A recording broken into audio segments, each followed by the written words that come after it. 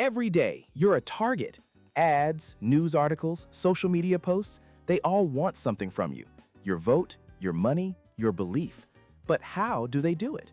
The blueprint is over 2,300 years old, created by Aristotle.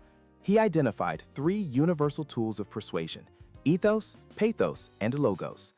Think of it like this. Ethos is about credibility, the who. Is the speaker a doctor with 20 years of experience or a celebrity endorsing a medical product? We trust the expert.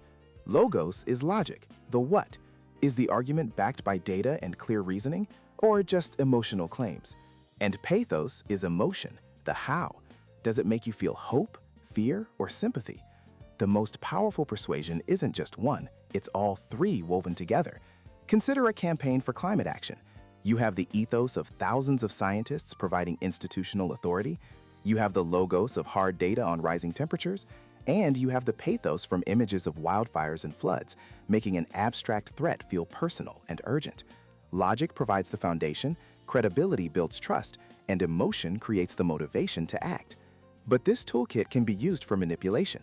The key difference is intent. Ethical persuasion uses emotion to complement logic, like a personal story that humanizes a statistic. Manipulation uses emotion to replace logic.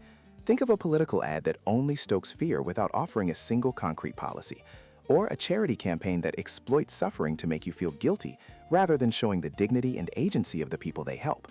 Understanding this ancient code isn't about becoming cynical, it's about becoming smarter. It lets you see the architecture behind an argument, distinguish genuine influence from cheap manipulation, and make your own informed decisions. In a world saturated with persuasion, it's a critical survival skill.